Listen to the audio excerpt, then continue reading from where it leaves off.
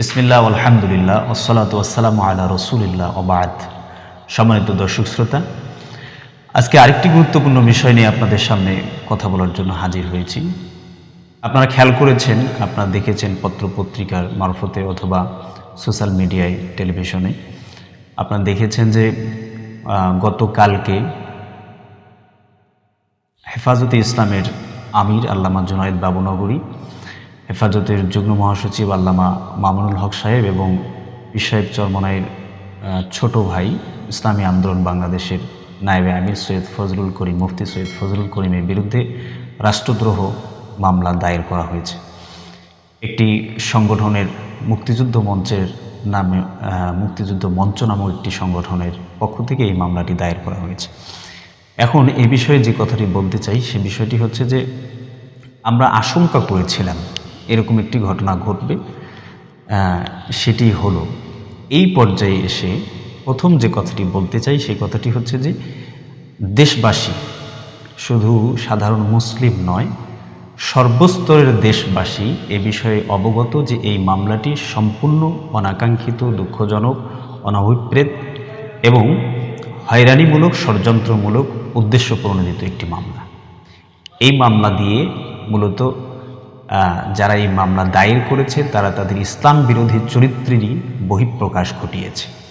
আমরা সর্বস্তরের আলেম সমাজের সাথে ব্যক্তিগতভাবে আমিও খুবই দুঃখিত হয়েছি, খুবই কষ্ট পেয়েছি এই মামলা দায়েরের কথা শুনে, এবং অন্যান্য ওলামায়ে কেরামের মতো আমিও এই মামলা দায়েরের ঘটনার তীব্র নিন্দা, ক্ষোভ এবং প্রতিবাদ জানাচ্ছি।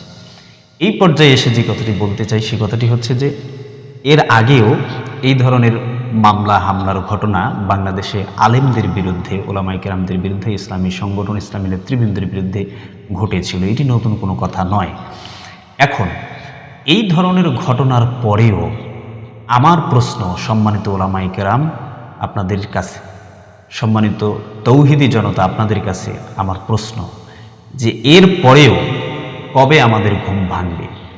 যে ঐক্যের কথা আমরা সারা জীবন বয়ান করছি, যে ঐক্যের জন্য সারা দেশ তাকিয়ে আছে, ওলামায়ে কেরামের সেই বৃহত্তর ঐক্য কবে হবে? সেই ঐক্য আপনি সর্বস্তরের সকল ইসলামী দলের সাধারণ কর্মী যারা আছে তাদেরকে জিজ্ঞেস করেন, সাধারণ তৌহিদি জনতা যারা আছে তাদেরকে জিজ্ঞেস করেন, তারা আমাদের এই অনৈক্যের ব্যাপারে, আমাদের নিজেদের ভিতরে এই দলাদলি, আমাদের ভিতরে এই ফিতনা, আমাদের নিজেদের ভিতরে এই কাদা সুরাসুরি, এটা নিয়ে তারা যারপরনাই অসন্তুষ্ট। তারা খুবই কষ্ট পায় এই বিষয়টা নিয়ে। আমাদের মধ্যে যখন কাদা সুরাসুরি হয়, আমরা একে অপরকে যখন দালাল বলি, কাফের বলে ফতোয়া দিই, আমরা মুনাফিক বলে সাব্যস্ত করি, এইভাবে একজন আরেকজনের উপরে যখন আমরা ছোটোখাটো ফিকহি মাসালা নিয়ে আমরা যখন আক্রমণ করি, অ্যাটাকিং কথাবার্তা বলি, তখন সাধারণ মুসলমানেরা ভীষণ কষ্ট পায়।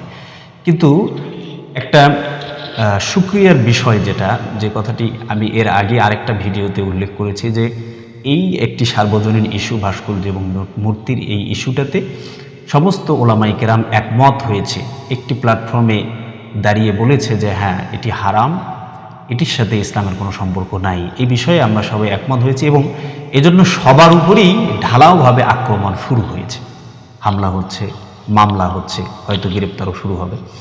তো এখন এই পর্যায়ে এসে আমাদের সবার আশা আকাঙ্ক্ষা, তীব্র আকাঙ্ক্ষা, দীর্ঘদিনের বহু প্রতীক্ষিত যে আশা, আমাদের আকাঙ্ক্ষা, সর্বস্তরের তৌহিদি জনতার আমাদের আশা সেটি হচ্ছে যে সেই বৃহত্তর ঐক্য, সমস্ত ওলামায়ে কেরাম হাতে হাত মিলে, কাঁধে কাঁধ মিলে বাতিলের বিরুদ্ধে সবাই মিলে একসাথে হুঙ্কার ছাড়বে। সেই দিনটি কবে আসবে সেটির অপেক্ষায় আমরা সবাই বসে আছি। কবে আসবে সেই বহুল প্রতীক্ষিত দিনটি, যেদিন জামাত, হেফাজত, খেলাফত, ইসলামী আন্দোলন এগুলির মধ্যে কোনো ভেদাভেদ থাকবে না। দলীয় সংকীর্ণতা ভুলে, দলীয় দলের জায়গায় নিজ নিজ দল ছেড়ে আমরা মৌলিক বিষয়ে, যেই সব বিষয়ে আমরা একমত, আমাদের যে মৌলিক বিষয়গুলি, ফান্ডামেন্টাল যে ইস্যুতে আমরা একমত, সেই বিষয়ে আমরা সবাই এক কাতারে সামিল হব। এই দিনটি দেখার অপেক্ষায় আমরা সবাই আছি। কোরআনে কারিমে, হাদিসে রাসূলে এ বিষয়ে যে কত বেশি গুরুত্ব আছে সেটা সম্মানিত ওলামায়ে কেরাম, আমাদের যারা আকাবির, আমাদের যারা মুরব্বী, আমাদের যারা নেতা, আমির সাহেব যারা আছেন, নেতৃবৃন্দ যারা আছেন, তাদের চেয়ে ভালো আমরা জানি না। এত বেশি গুরুত্বপূর্ণ এই ঐক্যের বিষয়টিতে আপনারা জানার পরেও কেন এখনও দূরে আছেন, কোন অজুহাতে দূরে আছেন, সেটা আমাদের বোধগম্য নয়। আমরা বিশ্বাস করি যত দ্রুত সম্ভব, যত তাড়াতাড়ি সম্ভব আপনারা সবাই এক কাতারে সামিল হবেন। এটি আমাদের দীর্ঘদিনের বহুল প্রতীক্ষিত আমাদের সে আশা, আমাদের আকাঙ্ক্ষা, সেটির বাস্তবায়ন হবে বলে আমরা মনে করি। আজকে একজন আরেকজনকে আমরা দুঃখজনকভাবে ঐক্যের ব্যাপারে যখন কথা হয়, ওলামায়ে কেরামকে যখন প্রশ্ন করা হয়, তখন আমরা বলি যে হ্যাঁ অমুকের সাথে ঐক্য হবে, হ্যাঁ অমুক কন্ডিশন, এই শর্ত, এটা ছেড়ে আসতে হবে, ওটা বাদ দিয়ে আসতে হবে। একটা বিষয় মনে রাখবেন ভাইরা আমার, কন্ডিশন দিয়ে, শর্ত দিয়ে কখনো ঐক্য হয় না।